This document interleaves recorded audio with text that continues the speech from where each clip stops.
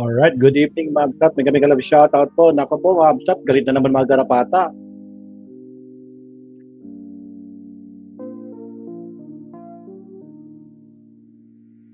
Wait lang. Tanggalin natin yan. Alright, Ma'am Sat, galit na naman ang mga garapata. Paano ba naman, Ma'am Sat, ang ating Pangulo, Ma'am Sat? Na-interview yan kanina sa kanyang press con sa media. Hindi ko alam kung sa Canada pa rin yun. Pero feeling ko sa Canada pa rin kasi unusual yung background. But anyway, ito. Nakakabo, mga kapsat, palaban si PBBM. Binoljak. Yes. Binoljak itong si Duterte. Actually, hindi lang si Duterte, pati rin yung mga ibang administrasyon sa kanyang sagot kanina.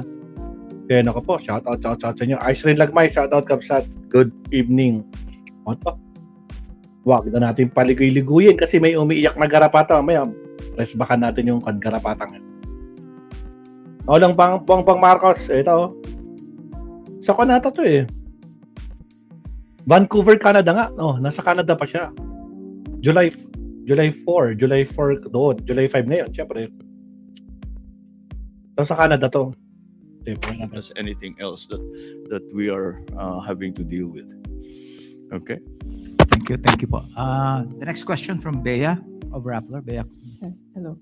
Good morning, Mr. President. During your press conference with the Prime Minister, you spoke of the importance of keeping communication between partners very active, again, given disruption to the world order, to keep stability, even as we expand and deepen our relationships with countries like Canada. So, but I wonder, how do you make sense of Beijing's decision to impose sanctions on Secretary Chodoro, even as you are seeking to reset ties with China?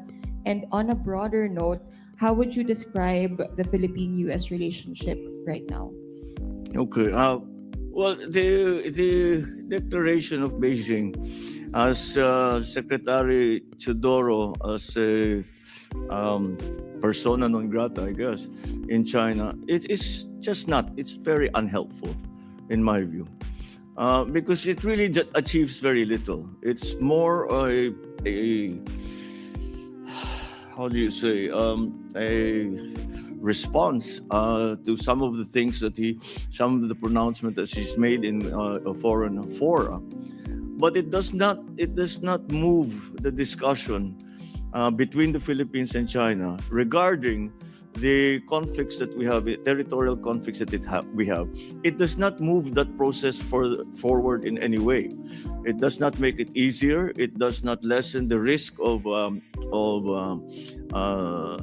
mistake that will, or some kind of skirmish that could grow into something more, or even in moving forward trying to resolve this issue. So it's just not helpful. And I guess, of course, it's China's prerogative to do whatever it is they please. But in the larger scheme of things, in my view, it raises the level of tension rather than lessens it, which is always what we want. And that's why we continue to have open lines of communications with Beijing, and we continue to look for as many lines of communications that we can have, both in for government to government, on the commercial level, on the purely personal level. Everything is that we can is being explored, and cutting off another line of communication, which is through our defense ministries. I do not see how it will help that process that we trying to achieve to manage, to lessen to manage the tensions in the West Philippine Sea, to lessen the likelihood of something happening that will be a trigger for something worse. So it is, again, as I said, it's China's prerogative, but I really feel that it was unhelpful. On our relations with the United States, well, those really have not changed status since I came into office. We just keep growing stronger together. We keep supporting each other, and we have been strong partners for over 100 years, and in that time, our engagements with the United States have become deeper, have become more expansive. And now, with the new sectors that are being created by the new technologies, we have new areas even to explore. So, patuloy lang. It is as strong and it is as active as it has ever been, if not more so than before. All right. Thank you, Mr. President. The next question from Ivan. Ito na yung highlight. Good morning, Mr. President. Si Ivan. Almost a year ago, during your fourth State of the Nation address, you called out Mahina. corruption Mahina ba? and Malakas. said, mahiya naman kayo before the members of Congress. That set expectations from you and your administration that you will wage war against corruption and no one will be spared. 1 year hence, Mr. President, do you think your administration has done enough and fast enough? Well, Pa. I cannot say, but we have done enough because we're not done yet. Unfortunately, the more we look, the more we find. Oh, And it's going already back beyond my administration, beyond my term. If you remember, I think it was in 2018 already. The minority floor leader in the House, Nonoy Andaya, already says that he had uncovered 300 plus billion flood control mess. yun. And so when we look at what happened last year or the year before, then we can see that the pattern extends beyond 2022, back beyond 2022, and back to You need a about shout out. that time, 2017, 2018. And at the time, the President Duterte, acknowledged that there were great problems in terms of the flood control projects. Pero wala namang nangyari. Having acknowledged it, it did not find accountability in anybody. So I guess that was left up to me to do. And so we are still doing it. We're still working on it. As I said, the more we look, the more we investigate, the more we find. And this is I think, I mean, you're all experienced journalists. You've known this is a deep-seated system of corruption that requires not only structural changes in the way government is run, in the way the budget is written, but also a change in attitude. Kasi ang sinabi ko, mahiya naman kayo. Pag tinanong mo sa akin, nahiya ba sila? Yung iba, hindi eh. Akala nila, karapatan nila yung gagawin na ganun eh. Wala kaming ginagawang mali. Ganyan talaga patakbo rito. And that's the hardest part to change. That's the hardest part to change. The culture of within government, where to take Sir Leonardo, shout we out. put all kinds of nice words, rebate, kung ano, kickback yan. Wala nang ibang sa tunay na salita, kickback yan. Okay daw yun, para sa iba, okay sa kanila yun. At saka karapatan nila bilang whatever, na meron silang share doon sa ganagastos ng pera ng gobyerno. One follow-up, please. Yeah. Okay. What do you plan to do moving forward, Mr. President, now that corruption has become the favorite talking point among your critics and those who are calling for your ouster? My answer? My ouster. My ouster? Yes. Binabalik po nila sa inyo ito. From critics. Yeah. Kung hindi ko sinabi yung sinabi ko sa SONA, wala tayong pinag-uusapan na ganito. I'm the Exactly. one who exposed all of this. Yung, And I'm the only one that has started to do anything about it. Nako, I am the only one who exposed this. Wala tayong pag-uusapan kapag hindi ko to sinabi. Diyos ko Lord, ilang presidente na lumipas. Isa pa. So na wala tayong pinag-uusapan na ganito. I'm the one who exposed all of this. And I'm the only one that has started to do anything about this. Agree. Bakit ang mga nakaramba na Pangulo, may nakita ba kayong ginawang ganon? Meron Aray ko po, sampal sa'yo na naman, Digong. Ha? Sa mga nakalipas na mga presidente, may nagawa ba kayo? Nagawa nyo ba mag-imbestiga sa mga flood control projects na yan? Diyos ko po, diba si Leonardo? Diyos ko po, laking sample sa kanila to. anything about this. Bakit ang mga nakaramba na Pangulo, may nakita ba kayong ginawang ganon? Meron ba silang kinulong? Meron ba silang Meron ba? Meron ba silang mga investigasyon na ginawa? Wala. Yun lang. Pero sa mga kritiko ni Pangulong Bongbong Marcos, naku po, puro lang silang dakdak lang ng dakdak. Parang yung mamaya i-share natin. Sa akin lang. Tapos sasabihin, ako daw ang may kagagawan. Kung talagang racket ko yun, ba't ko sisirain yung racket ko? Di ba? That makes absolutely no sense. Yun! So, Is it as selective justice? I'm sorry? Selective justice. What about selective justice? Pinipili lang daw yung mga kinakasuhan, yung mga iniimbestigahan. No, from the time that we formed the independent commission, sinabi ko, we'll just follow the evidence. And we'll continue to do that. Thank you, Mr. President. The next question from Kathy Valiente of Manila Times. Okay na yan. Okay na yan. Pangulo, papuntahan natin tong kumag na to. Kilala niyo ba to? Isingin natin, pasensya ka ha. Kukontent kita, kumag ka eh. Oh. Kilala niyo ba to?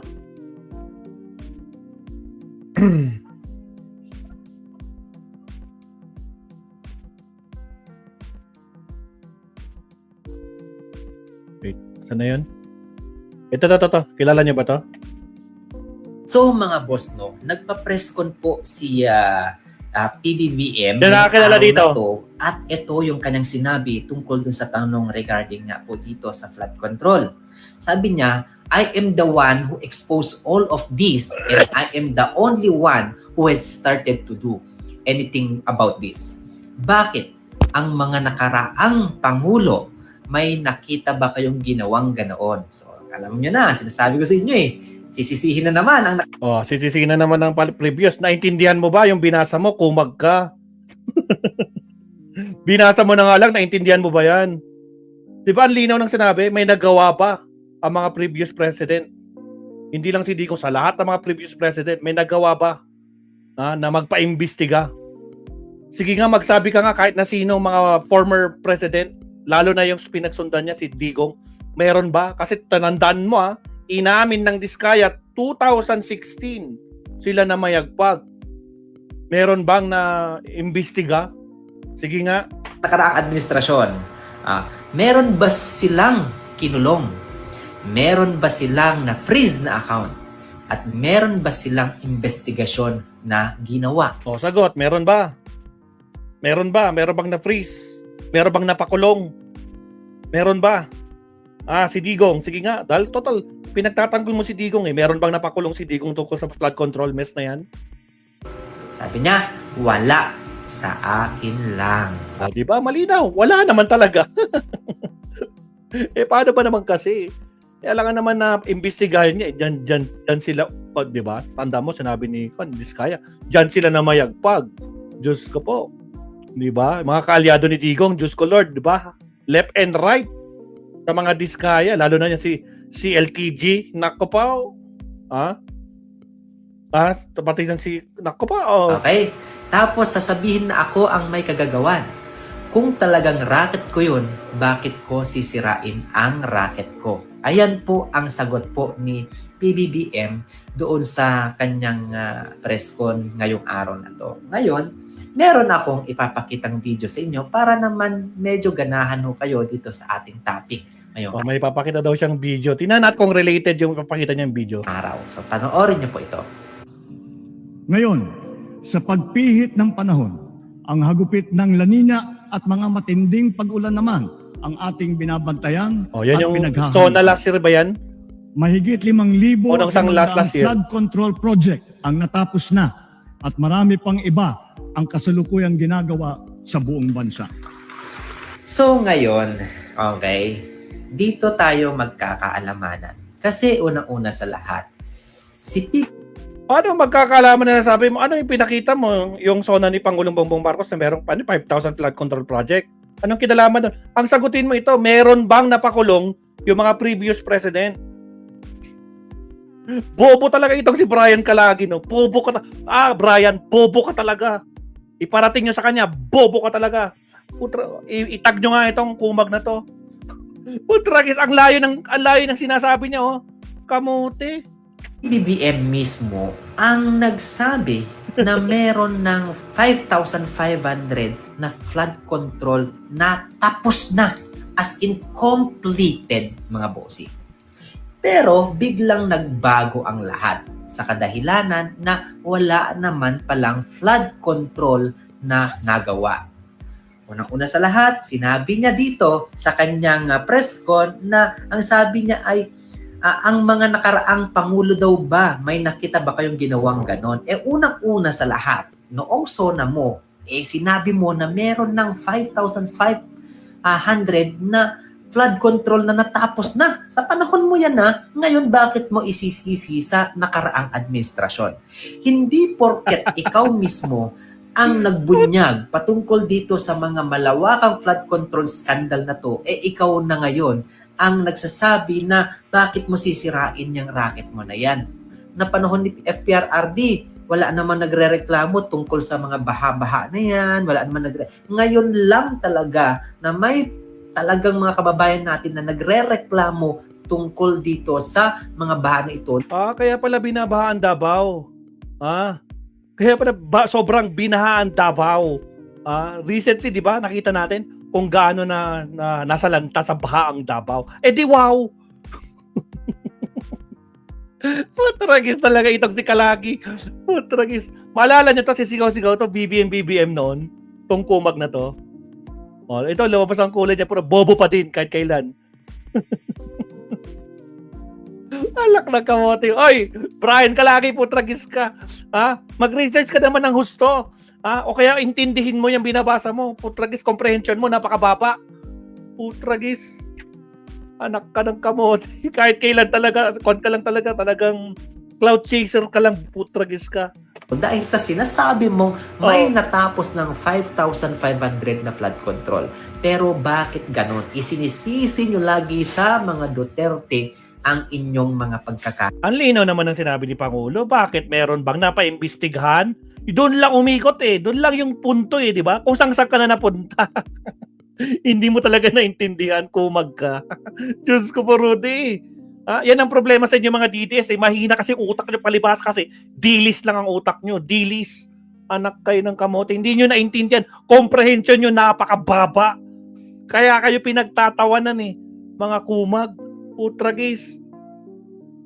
Anak talaga ng kamoteng didilis talaga to, oo. Mali. Kapag tinatanong mo ang tao kung ano ang nagawa ng administrasyon mo, wala naman silang mga maisasagot Ang lagi sinasabi nila, kailangan investigahan mo yung flood. Puro kayo wala nagawa po. Tragis, anong nangyari kay Jinggoy? Anong nangyari kay Bong Revilla? Anong nangyari sa mga DPWH na mga undersecretaries? Ang dami nang nakasuhan. Ay Diyos ko po, bulag kayo. Wala pang isang taon Wala pang isang taon. Ang dami nang napakulong. Ang dami nang nakasuhan. Ay Diyos ko po, Rudy. Bulag kayo. Matragis talaga kayo mga garapata. Oo. Ay inayan. Control. Kasi ang lagi ninyong iniimbestigahan yung mga pro-Duterte na nagtatanggol sa mga Duterte. Yan ang lagi ninyong iniimbestigahan at pinapakulong. Ngayon, wag mo. Paano na ang imbestigan? Sino ba umamin? Si Marcoleta, di ba? Inamin niya, kumag din yun, no? Siya mismo ang umamin. Kaya yun, inimbestigan siya. Ayun, ngayon, na may kaso na. Diyos ko po, sariling bunganga din ang ginamit nila. Puro kayo ginigipit, pine-persecute, kamote kayo. Gawain nyo anak kayo ng putragis. Kung laging sinisisi ang Duterte administration kasi ikaw na ang nanunungkulan. Bakit nung panahon ba ni FPRRD, lagi niyang sinisisi ang panahon ni Aquino? Bakit? Meron ba dapat sisihin? Kay Aquino? Meron bang EJK? Ha? Asan si PRRD ngayon? Pinagdudusahan niya ang mga desisyong ginawa niya, kumag ka. Alag kayo nagkamot. Kaya kayo pinagtatawanan eh. Sige nga, o ano, may ginawa ba si Pinoy noon? Anak ka talaga ng tweet. Ibang klase talaga. Basta pag DDS, mahina ang comprehension. Bobo talaga. Kaya, alam nyo kaya pag DDS ka ba? Pag tinatanong sila, DDS ka ba? Takot na takot silang sabihin. Kasi kinahihiya nila. Kasi alam nila, pag DDS, matik. Matragis, basta DDS, matik yan. Walang tanong-tanong. Automatic, alam na this, basta DDS. Kaya kayo pinagtatawanan nyo. Hindi nyo man lang kayang ipagmalaki, no? Rin nyo yung mga ibang vloggers nyo pag tinatanong, DDS ka ba? Hindi makasagot, di ba? Paano pa naman? Takot! Diyos ko po, Rudy. Ang yayabang lang nyo kapag nandyan kayo sa mga cellphone nyo. No? Pero pag prinang ka na kayo, para kayo mga butiki o kaya para kayo mga napisit nga, ano yan? Napisit nga bisukol. Mga ibabain, Diyos ko. O siya, mabasa to, walang kwenta tong si Kalagi. Oy, Kalagi, sa susunod, ayusin mo at intindihin mo yung binabasa mo. Mukhang mahina ang comprehension mo, bata. Putragis ka. Diyos ko po, Rudy. BBM ka pa noon, anak ka ng kamote, oo. Ngayon, para kang kumag talaga, no? Kapit tuko ka talaga. Cloud chaser kang kumag ka. O, sige. Diba nasa Hong Kong to? Nasa Hong Kong tong kumag na to. Anak ng kamote, mangibabain. O, sige, okay na tayo dito sa to. Mga walang kwenta. Walang kwentang mga DDS to. O siya, puntahan nga natin si attorney. Si attorney. Countdown muna tayo, Masad. Countdown tayo. Here we go.